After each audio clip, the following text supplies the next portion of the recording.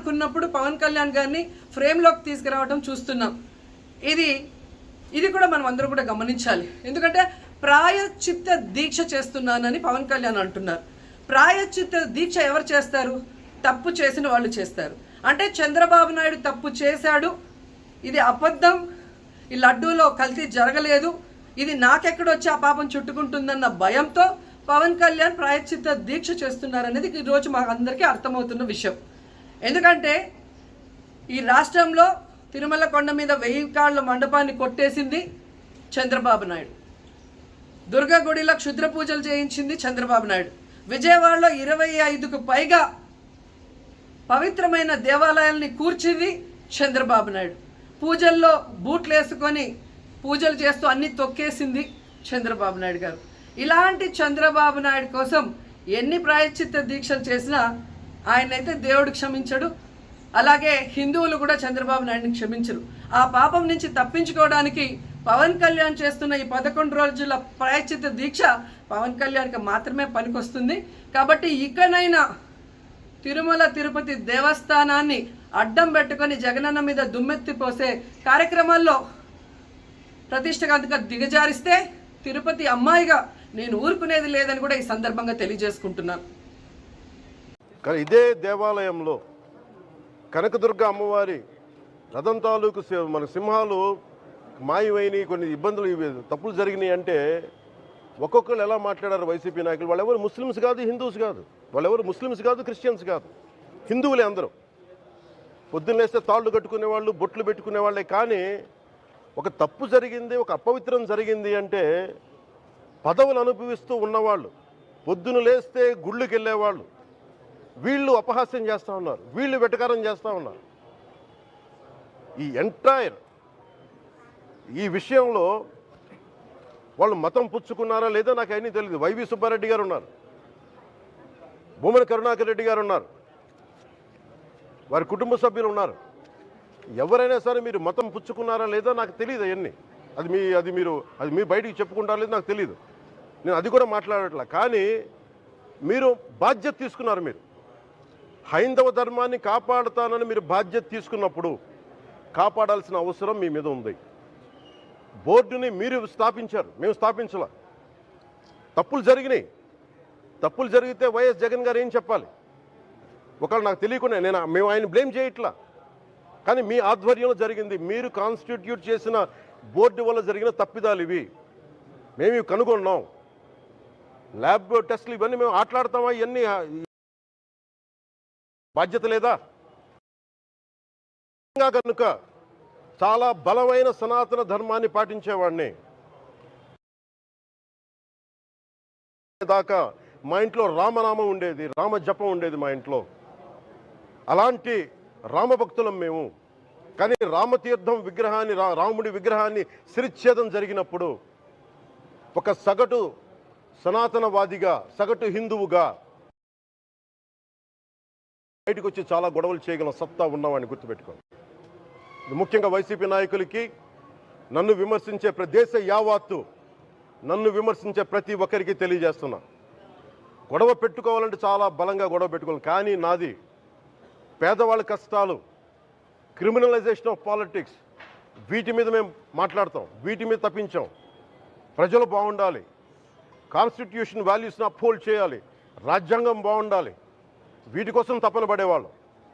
కానీ సెక్యులరిజం పేరు మీద, secularism is not one way, it's two way. Secularism అంటే కూర్చోబెట్టి ఒక్క సైడ్ నుంచి వచ్చేది కాదు, అన్ని సైడ్ నుంచి రావాలి. ఇది చాలా ఆవేదన కలిగిస్తుంది. కొన్ని దశాబ్దాలుగా చూస్తున్నారు ప్రతి హిందువు. దీంట్లో మిగతా మతాల ప్రస్తావన కంటే కూడా నేను ఎక్కువ ప్రస్తావన చేస్తుంది.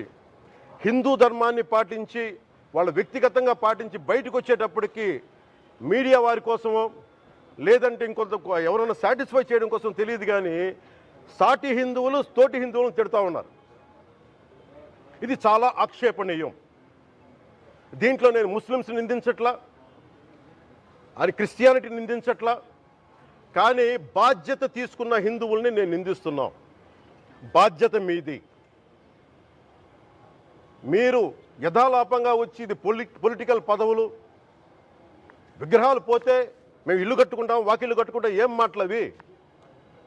ఇదే మీరు మస్జిద్లో జరిగితే మాట్లాడతారా? మస్జిద్లో ఇలాంటి అపవిత్రం ఒక చిన్నపాటి చోరీ జరిగితే ఇలాగే మాట్లాడతాం. ఎందుకంటే మీరు మాట్లాడరు, ఓట్లు కదా అక్కడ. కానీ హిందువులు మాట్లాడితే హిందువులు అందరికీ ఎవరు పట్టించుకోరు. ఇక్కడ మా వేదన ఉండదా? మౌనంగా ఉన్నామంటే బాధ లేదనా? కోపం రాదనా? ఈ రోజుకి కూర్చొని చూడండి ఏం మాట్లాడుతున్నారో వాళ్ళు. ఆయన వాళ్ళ లాయర్ అంట, ఆయన ఎవరు, ఏజీపీ అంట, పొన్నవోలు సుధాకర్ రెడ్డి గారు తిరుమల లడ్డుపై ఢిల్లీలో చేసిన కామెంట్ నా దృష్టికి తీసుకొచ్చారు. ఇలాంటి సెన్సిటివ్ సమయాల్లో ఎయిదర్ మౌనం మంచిది, మౌనం దాటి పొగరుగా మాట్లాడటం, నన్ను పచ్చి బూతులు తిట్టినా, నన్ను వక్రీకరించినా, నన్ను రోడ్డు మీదకి లాగిన నేను ఎప్పుడు మౌనంగానే ఉన్నా. కానీ వైసీపీని నాయకులు, విమర్శించే నాయకులు ప్రత్యేకంగా చెప్తున్నాం, సనాతన ధర్మాన్ని జోలికి రాకండి. తప్పు జరిగితే తప్పు జరిగిందని ఒప్పుకోండి, లేదా మాకు సంబంధం లేదని చెప్పండి. అంతేగాని మళ్ళీ అడ్డగోలుగా మాట్లాడితే ఎవ్వరం క్షమించం. ఇక్కడ మీరు కూడా హిందువులే, పొన్నవోలు సుధాకర్ రెడ్డి గారు మీరు హిందువులే. నోటికొచ్చినట్టు మాట్లాడకండి. తమాషాలుగా ఉందా మీకు? సరదాలుగా ఉన్నాయా? మొన్నటికి మొన్న ప్రకాష్ రాజ్ గారు మాట్లాడారు నా మీద. అరే నేను మాట్లాడుతుంది ఒక హిందువులు అపవిత్రం గురించి మాట్లాడుతున్నాను. ఇందులో ప్రకాష్ రాజ్ గారికి సంబంధం ఏంటి? ఇందులో నేను ఇంకొక మతాన్ని నిందించానా? ఇస్లాంని నిందించానా? క్రిస్టియానిటీని నిందించానా? అపవిత్రం జరిగింది, ఇలా జరగకూడదు, ఫుడ్ అడల్టరేషన్ జరిగిందని మాట్లాడుతుంటే దీన్ని గోల చేయకూడదంట. అంటే తప్పు జరిగినప్పుడు మాట్లాడకూడదా? ఒక అపవిత్రం జరిగితే మాట్లాడకూడదా? దేవతా విగ్రహాలను శిరచ్ఛేదం చేస్తే మాట్లాడకూడదా? ఏం ఏం పిచ్చి పట్టింది ఒక్కొక్కళ్ళకి? ఎవరి కోసం మాట్లాడుతున్నారు మీరు? ప్రకాష్ రాజ్ కూడా చెప్తా ఉన్నాను, నాకు మీరంటే గౌరవం, I have extreme respect for you. కానీ when it comes to secularism, Prakash Raj గారు, it's a two way, not one. I have extreme respect for you, you know that.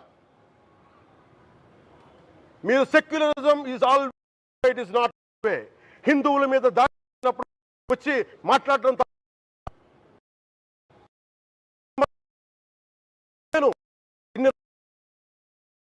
మంది కౌలు రైతులకు ఇచ్చాను, ఎంతమంది ముస్లిం ఇస్లాం రైతాంగానికి ఇచ్చాను నేను.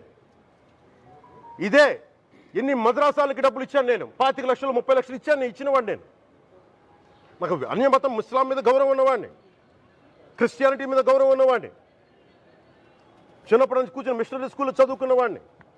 నా టీచర్ చెప్పిన సూక్తి, తను తగ్గించుకున్నవాడు హెచ్చింపబడని చెప్పి బైబుల్ సూక్తిని ప్రతిసారి కోట్ చేస్తూనే ఉంటాను. ఇది నా గౌరవం, ఇది నేను చూపించే గౌరవం. మీరు మాట్లాడితే కూర్చొని నేను పాటించే ధర్మానికి అపవిత్రం జరిగినప్పుడు నేను మాట్లాడకూడదు, మౌనంగా ఉండాలి. సెక్యులరిజంకి విఘాతం అంటే ఏంటి? సెక్యులరిజంకి విఘాతం? నా ఇంటి మీద దాడి జరిగినప్పుడు నేను మాట్లాడకూడదా? నా ఇల్లు 10 మందికి ఆశ్రయం ఇస్తుంది. నా సనాతన ధర్మం అన్ని ధర్మం